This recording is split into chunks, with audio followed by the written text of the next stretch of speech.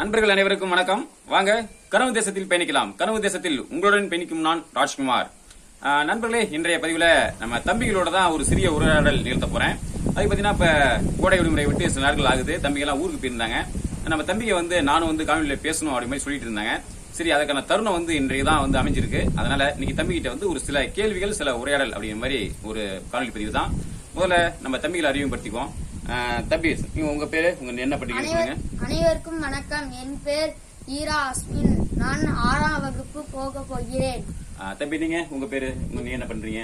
அனைவருக்கும் வணக்கம். என் பெயர் ஈரா கவின்ராஜ். நான் 9ஆம் வகுப்பு போக போகிறேன். ரொம்ப மகிழ்ச்சி தம்பி. நல்லா படிங்க, நல்ல வாழ்த்துக்கள்.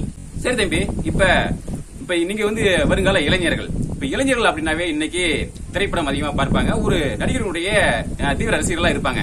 இதுல முக்கியமா பார்த்தா தளபதியோடைய விஜய் அவருடைய ரசிகர்களா இருப்பாங்க, இல்லன்னா அஜித் அவருடைய ரசிகர்களா இருப்பாங்க, இல்லன்னா அதுக்கப்புறம் தனுஷ் அவருடைய ரசிகர்கள், இல்லன்னா சிவகார்த்திகேயன் இவருடைய ரசிகர்களா இருப்பாங்க.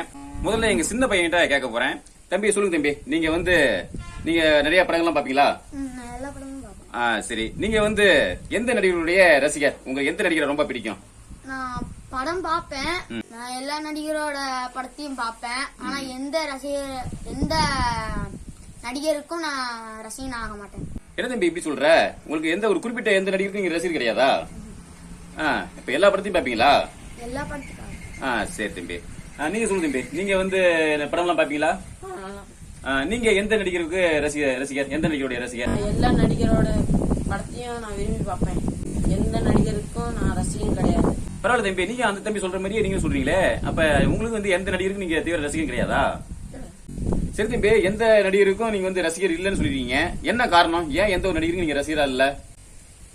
அது சில நடிகர்கள் மட்டும் ரசிகனா இருந்தா இவங்க உன்னோட கூட்டம் பெருசா இல்ல என்னோட கூட்டம் பெருசா அப்படின்னு 2 பேருக்கும் மோட்டிவேஷன் வரும். அதனாலதான் நான் எந்த நடிகருக்கும் நான் ரசிகனா ஆகணும். சரி தம்பி, பரவாயில்ல. சொல்லுங்க தம்பி, தம்பி சொல்றாப்ல இந்த மாதிரி மோட்டிவேஷன் எல்லாம் வரும், அதனாலதான் எந்த ஒரு குறிப்பிட்ட நடிகருக்கும் நான் ரசிகன் இல்ல அப்படின்னு சொல்லியிருக்காப்ல. நீங்க உங்களுடைய கருத்து என்ன தம்பி? அது மாதிரிதான் நானும் எல்லா நடிகரோட படத்தையும் நான் விரும்பி பார்ப்பேன். ஆனா எந்த நடிகருக்கும் நான் ரசிகன் கிடையாது. சரி தம்பி, ரொம்ப மகிழ்ச்சி. பரவாயில்ல தம்பி, நீங்க 2 பேருமே எந்த ஒரு நடிகருக்கும் ரசிகன் கிடையாது அப்படி மாதிரி சொல்லிக்கிறீங்க. ஒரு ஆரோக்கியமான ஒரு விஷயம். ஏன்னா இன்னைக்கு நிறைய மோட்டிவேஷன் எல்லாம் வருது. உன்னுடைய நடிகர் சிறந்தவரா, என்னுடைய நடிகர் சிறந்தவரா அப்படிங்கிற மாதிரி இன்னைக்கு இளைஞர்கள் மத்தியில, ரசிகர்கள் மத்தியில இன்னைக்கு பெரிய கலகலப்பு, இந்த மாதிரி ஒரு வாக்குவாதங்கள் இது எல்லாமே நம்ம வரதை பாக்குறோம். அந்த வகையில நீங்க எந்த ஒரு நடிகருக்கும் ரசிகரா இல்லாம எல்லாருடைய படத்தையும் விரும்பி பார்ப்பேன் அப்படின்னு சொல்றீங்க. ரொம்ப மகிழ்ச்சி.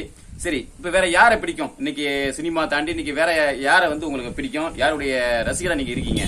பாத்தீங்கன்னா அரசியல்ல சீமான் கட்சி இருக்கு.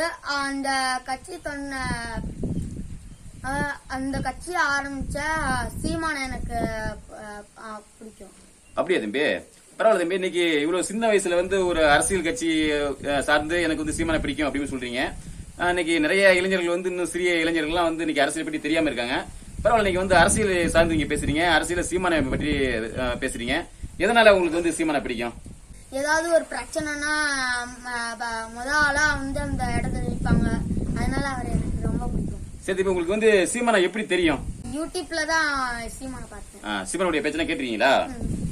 போல்டா பேசுவாரு, நல்லா தைரியமா பேசுவாரா? சரி தம்பி. இப்ப தம்பி சீமானை தான் பிடிக்கும், சீமானுடைய ரசிகர் அப்படின்னு சொல்லிருக்காங்க. இப்ப நீங்க உங்களை இந்த சினிமாவை தாண்டி வேற யாரை பிடிக்கும்? யாருடைய ரசிகரா இருப்பீங்க? யார உங்களுக்கு ரொம்ப பிடிக்கும்? எனக்கு சீமான். உங்களுக்கு சீமானா தானா? சரி, உங்களுக்கு என்ன காரணத்தினால சீமானை பிடிக்கும்? அவரு ஏழை மக்களுக்கு எல்லாம் உதவி பண்ணுவாரு. ஏதாச்சும் பிரச்சனை நடந்ததுன்னா அங்க முன்னாடி நிப்பாரு முதலா. எங்க மக்களுக்கு பிரச்சனை வந்தாலும் அங்க போராட்டம் நடத்துவாரு. சரி, உங்களுக்கு எப்படி சீமானை தெரியும்? நான் யூடியூப்ல சீமானுடைய பேச்செல்லாம் கேட்டீங்களா? சரி, அவருடைய பேச்சு எப்படி இருக்கும்? அது உண்மையை பேசுற மாதிரி இருக்குதா, இல்ல எப்படி உங்களுக்கு எப்படி தோணுது? உண்மை மட்டும் பேசுவாரு. இல்ல நிறைய பேர் சொல்றாங்களே சீமான் பொய் பேசுறாரு, இளைஞர்களை மூளை செலவு பண்றாரு அப்படின்னு சொல்றாங்க. இப்ப அவர் மூளை செலவு பண்ற மாதிரி தெரியுதா, இல்ல உண்மையை யதார்த்தமா பேசுற மாதிரி தெரியுதா, உண்மையை பேசுற மாதிரி தெரியுதா, இல்ல எப்படி நீங்க உணர்றீங்க? நீங்க உண்மை மட்டும் தான் பேசுறாரு. அப்ப இந்த சீமான் மீது அவதூறு இந்த மாதிரி சொல்றாங்கல்ல, சீமான் இளைஞர்களை மூளை செலவு பண்றாங்க அப்படி மாதிரி பேசுறாங்கல்ல, அந்த மாதிரி உள்ள நபர்களுக்கு நீங்க உங்களுடைய கருத்து நீங்க என்ன பதில் சொல்ல விரும்புறீங்க? அவங்களுக்கு வந்து அரசியல் புரிதல் இல்ல. ம், ம். சீமான் மேல உள்ள வெறுப்புல வந்து அவங்க அந்த மாரி தவறான புகாரை வந்து வெளிப்படுத்துறாங்க. ம், சரி தம்பி. சரி தம்பி, இப்போ உங்ககிட்ட ஒரு கேள்வி தம்பி. இப்ப சீமானுடைய பேச்செல்லாம் நீங்க கேட்டிருக்கீங்களா? அதுல முக்கியமா சீமான் பேசின 3 முக்கியமான விஷயங்களை பற்றி சொல்லணும் அப்படின்னா நீங்க எதை பற்றி சொல்லுவீங்க? விவசாயத்துக்கு ஆதரவா நிறைய பேசியிருக்காங்க. அப்புறமேட்டு இந்த டாஸ்மார்க் ஒழிக்கிறதுக்கு அவங்க பேசியிருக்காங்க. எனவே சின்ன பசங்களுக்கு எதிர்காலத்துக்கு அவங்க பேசியிருக்காங்க. சரி தம்பி, இன்னைக்கு வந்து நீங்க 6வது போக போறீங்க. 6, 5, 11 இன்னைக்கு வந்து உங்களுக்கு 11 வயசு ஆகுது. நாளைக்கு வந்து ஒரு வாக்கு செலுத்தக்கூடிய வயசு வந்துருது, ஒரு 18 வயசு வந்துருச்சுன்னா அப்ப நீங்க வந்து யாருக்கு வாக்கு செலுத்துவீங்க? நான் கண்டிப்பா சீமானுக்கு தான் போடுவேன். சரி தம்பி, இது வந்து மாற மாட்டீங்களே?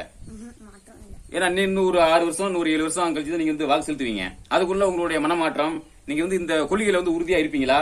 இல்ல நாளைக்கு ஏதாவது மனமாற்றம் ஆகும், அந்த மாதிரி திரும்பி பழையபடி ஏதாவது ஒரு ரசிகர் அந்த மாதிரி ஒரு போயிருவீங்களா? அதுக்கெல்லாம் போக மாட்டேன். எப்பயுமே சீமானுக்கு தான் உறுதியா இருப்பீங்க, அதை வந்து நம்பலாம்.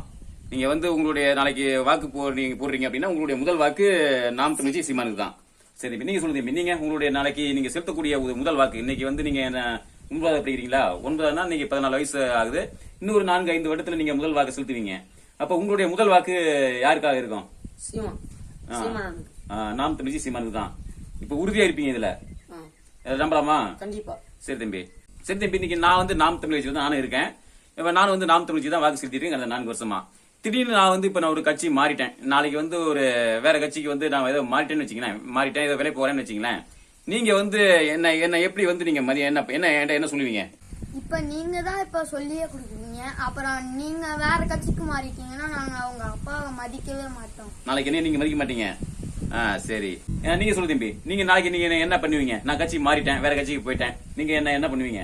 நீங்க தான் எங்களுக்கு விவசாய கட்சி பார்த்து சொல்லி கொடுத்தீங்க எங்களுக்கு. நீங்களே இப்ப வேற கட்சிக்கு போறீங்கன்னா நாங்க அப்பனா அவங்க மதிக்க மாட்டோம். அப்பன்னு மதிக்க மாட்டீங்க? அப்பனா மதிக்க மாட்டோம். சரி தம்பி. சரி நண்பர்களே, நம்ம தம்பிங்க கூட ஒரு சிறிய உரையாடல், சில கேள்விகள், சின்ன கேள்விகள் கேட்டு அதுக்கு தம்பிகள் பதில் சொன்னாங்க. இதுதான் வந்து தம்பிகளோட பேசக்கூடிய ஒரு முதல் காணொலி. இதன் மூலமா சில விஷயங்களை வந்து நான் நமது கட்சி உறவுகளுக்கு உறுதிப்படுத்தியிருக்கேன். அதாவது இன்று கடந்த 5, 6 வருடங்களாக நான் நாம் தமிழர் கட்சியில தான் வந்து நான் பயிற்சிட்டு இருக்கேன். நம்ம தம்பிகளும் நாம் தமிழ்ச்சி ஆதரவாக தான் இருக்காங்க, சீமானுக்கு ஆதரவாக தான் இருக்காங்க. அதே மாதிரி இன்னும் வரும் நாட்கள்ல, வரும் காலங்கள்ல, வரும் ஆண்டுகள்ல நாம் தமிழ்ச்சிக்கு ஆதரவாக தான் நாங்க உறுதியா இருப்போம். எந்த சூழ்நிலையிலும் நீங்க வந்து நாங்க மாற மாட்டோம் அப்படிங்கறத இந்த இடத்துல உறுதியா தெரிவிச்சிடும். ஏன்னா இன்னைக்கு நம்ம பாத்துக்கிட்டு இருக்கோம், இன்னைக்கு களத்துல பாத்துக்கிட்டு இருக்கோம். நிறைய பேர் வந்து நாம் தமிழ்ச்சிக்கு ஆதரவாக தொடக்கத்தில் இருக்காங்க. அதன் பிறகு ஏதோ ஒரு சூழ்நிலையில வந்து வெளியேறிடுறாங்க, இல்லைன்னா விலை போயிடுறாங்க. அப்ப நம்மளை பார்க்கக்கூடிய உறவுகளும் சில பேர் இந்த மாதிரி விமர்சனம் வச்சிருக்காங்க நம்ம மேலையும். நீ வந்து வேற கட்சிக்கு வந்து நீ போய் மாறிட்டியா, இல்ல வெளியே போயிட்டியா அப்படிங்கிற மாதிரி சில விமர்சனங்களை வைக்கிறாங்க. ஏன்னா நான் சீமானுடைய சில கருத்துக்களை வந்து நாமளும் மாற்று அதுக்கு கொஞ்சம் மாறாக பேசும்போது, இல்ல அண்ணனுடைய கருத்துக்கள் சில கருத்துக்களை வந்து குறிப்பிட்டு சுட்டிக்காட்டி பேசும்போது அந்த மாதிரியான ஒரு நிலைப்பாடு வந்து இருக்கிறாங்க. அதாவது அண்ணன் சீமான் மீது சில விமர்சனங்கள் நாமளும் வைக்க தான் செய்வோம். அதாவது இந்த இடத்துல அண்ணன் சீமான் இப்படி பண்ணிருக்கலாம் அப்படி மாதிரி சில இடங்கள்ல வந்து நம்ம வைப்போம். அப்ப அந்த இடத்துக்கு அவசரம் நம்ம வந்து கட்சி வந்து மாறிட்டோம், வெளியே போறோம் அப்படிங்கறதெல்லாம் கிடையாது. என்றும் இன்றும் என்றும் வந்து நமக்கு நாம் தமிழ் கட்சி தான், அண்ணன் சீமான் தான். அதனால என்றும் உறுதியா நம்ம தொடர்ந்து இந்த காலத்துல பயணிப்போம். சரிங்க நண்பர்களே, தம்பியுடன் ஒரு சிறிய ஒரு உரையாடல் தான் இந்த காணொலி பதிவில் நம்ம வந்து பார்த்திருக்கோம். மீண்டும் அடுத்த ஒரு பதிவு சந்திப்போம். நன்றி, வணக்கம். நன்றி.